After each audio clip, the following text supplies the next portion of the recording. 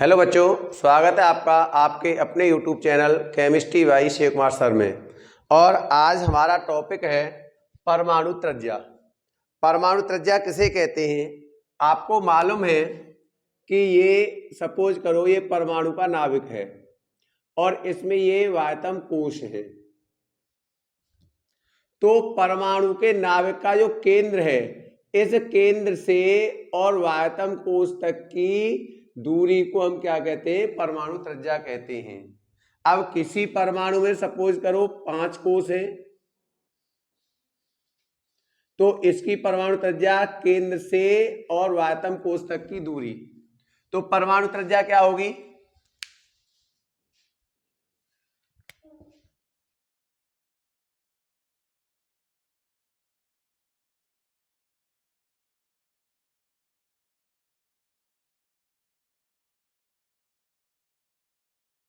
तो क्या हुआ?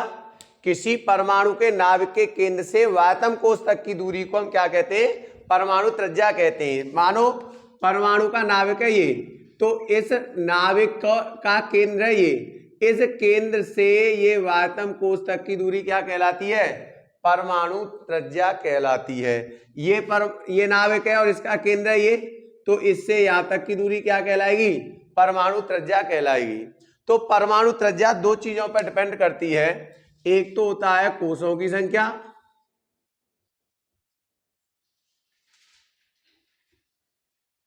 और एक होता है नाभिकीय आकर्षण।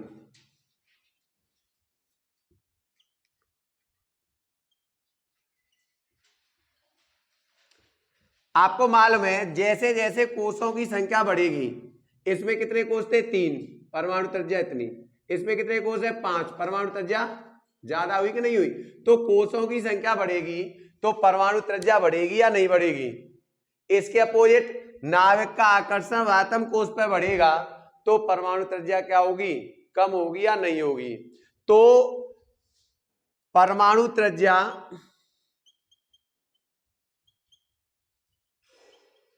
समानुपाती होती है कोषों की संख्या की।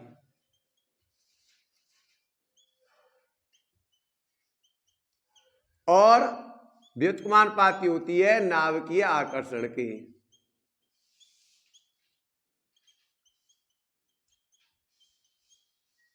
अब देखिए, जैसे हम आवर्त सारणी में देखें तो आवर्त सारणी में क्या होता है? ऊपर से नीचे किसी वर्ग में हम जाते हैं। जैसे फर्स्ट वर्ग की बात करें हम, तो फर्स्ट वर्ग में ह, ली, ना, की, रव, से, फरियाद। अब आपको मालूम है कि इसमें कोष कितने हैं? 1। इसका परमाणु क्रमांक 3 है। देखिए इसमें कोष 1, इसमें 2,1, इसमें कितने हो गए?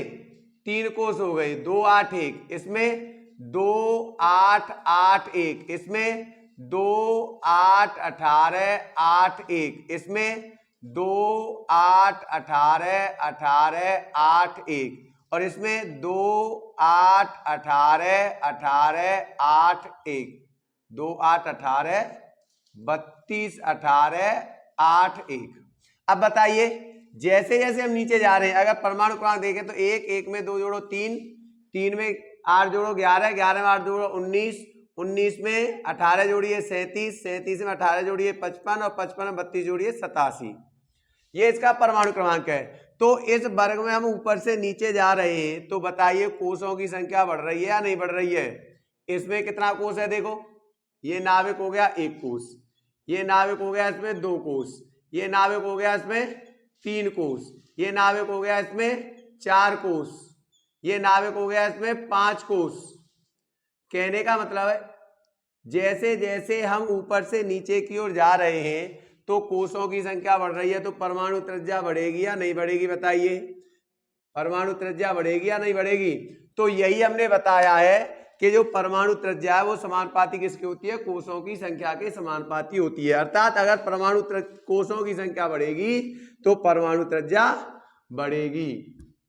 अब देखते हैं नाभिकीय आकर्षण के बारे में। तो नाभिकीय आकर्षण को अगर हम आवर्त में देखें, किसी आवर्त में, तो आवर्त 2 में ही देखते हैं। आवर्त 2 में क्या होता है?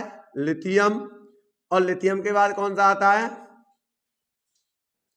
बेरिलियम, फिर बोरॉन, फिर कार्बन, फिर नाइट्रोजन, फिर ऑक्सीजन, फिर फ्लोरीन, फिर नियोन। अब बताइए इसमें क्या हो रहा है, 3, 4, 5, 6, 7, 8, 9, 10 इनके परमाणु क्रमांक हैं। अब परमाणु क्रमांक जब बढ़ रहे हैं तो आप देखिए इसमें कोषों की संख्या बढ़ रही है, क्योंकि आवर्त 2 है, इसका मतलब क्या है, इन सभी तत्वों में कोषों की संख्या है 2। अब इसमें देखें तो इसमें क्या है, नाविक में 3 प्रोटॉन है और यहां पर 3 इलेक्ट्रॉन है, 2 पहले कोष में, 1 दूसरे कोष में। अब इसमें देखें तो प्रोटॉन कितने हो गए, 4, और कोष कितने, 2 इलेक्ट्रॉन पहले कोष में, 2 इलेक्ट्रॉन दूसरे कोष में। इसमें क्या है, इसमें भी कोष क्या है, 2 ही है, पहले कोष में 2, इसमें 3। इसमें देखा जाए तो इसमें कितना है बताइए, कोष 2 ही है या नहीं है, सब में कोष 2 है या नहीं है। जब इन सब में कोषों की संख्या 2 है तो आप बताइए प्रोटॉन नाविक में बढ़ रहे हैं या नहीं बढ़ रहे हैं। जब प्रोटॉन नाविक में बढ़ेंगे, इसमें 3 प्रोटॉन, इसमें 4 प्रोटॉन, इसमें 5 प्रोटॉन, इसमें 6 प्रोटॉन, इसमें 7 प्रोटॉन, इसमें 8 प्रोटॉन, इसमें 9 प्रोटॉन, इसमें 10 प्रोटॉन, लेकिन कोषों की संख्या सेम है। जब इस नाविक में प्रोटॉन की संख्या बढ़ेगी तो नाविक का आकार बढ़ेगा या नहीं बढ़ेगा। जब नाविक का आकार बढ़ेगा तो ये दूरी कम होगी या नहीं होगी, इसका आकर्षण दूसरी कक्षा बढ़ेगा या नहीं बढ़ेगा। बताइए, इसमें 4 प्रोटॉन, 3 प्रोटॉन है और इन 3 इलेक्ट्रॉनों को खींच रहा है। यहाँ पर कोष तो 2 ही है लेकिन प्रोटॉन 4 है, नाविक का आकार बढ़ेगा या नहीं बढ़ेगा। इसमें नाविक का आकार बढ़ेगा या नहीं बढ़ेगा।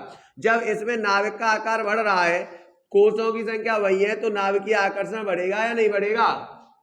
भाई प्रोटॉन की संख्या बढ़ने पर नाविक का आकार भी बढ़ेगा, नाविक का आकार बढ़ेगा तो दूरी कम होगी, इससे क्या होगा, आकर्षण बढ़ेगा या नहीं बढ़ेगा। जब इसमें आकर्षण बढ़ेगा तो इधर जाने पर त्रिज्या क्या होती जाएगी, इधर जाने पर त्रिज्या क्या होती जाएगी, कम होती जाएगी। परमाणु त्रिज्या क्या होती जाएगी, कम होती जाएगी।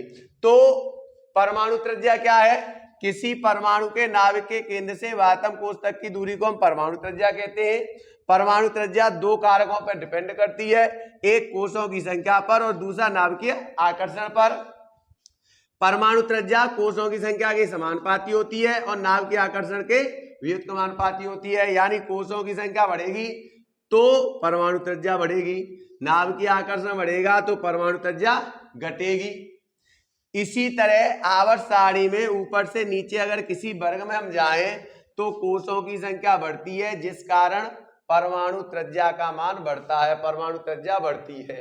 और यहाँ पर दाएं से बाएं जाएं तो क्या होता है, नाभिकीय आकर्षण बढ़ता है। मैंने बताया क्यों बढ़ता है, क्योंकि प्रोटॉन की संख्या बढ़ती जाती है नाभिक में, कोषों की संख्या सेम रहती है। देखिए 2 कोष इसमें, 2 कोष इसमें, 2 कोष इसमें, 2 कोष इसमें, सब में 2 कोष हैं। लेकिन नाविक में देखिए यहाँ 3 प्रोटॉन, यहाँ 4 प्रोटॉन, यहाँ 5 प्रोटॉन, यहाँ 6 प्रोटॉन, यहाँ 7 प्रोटॉन, यहाँ, तो नाविक का आकार बढ़ेगा या नहीं बढ़ेगा। प्रोटॉन की संख्या बढ़ने के साथ साथ नाविक का आकार बढ़ेगा।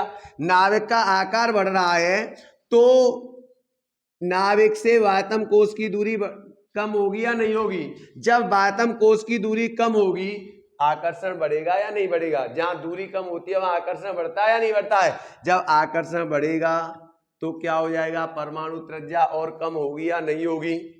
तो परमाणु त्रिज्या 2 चीजों पर डिपेंड करती है, 2 बातों पर डिपेंड करती है, कोषों की संख्या पर और नाभिकीय आकर्षण पर।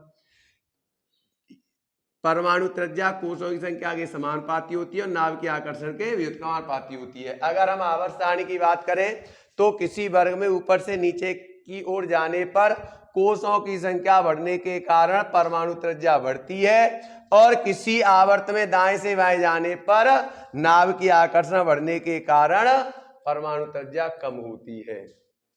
आशा है आपको आज का टॉपिक समझ में आया होगा। अगर आज हमारी वीडियो पसंद आई हो तो प्लीज हमारे चैनल को सब्सक्राइब करें और बेल आइकन को दबाएं। थैंक यू, धन्यवाद।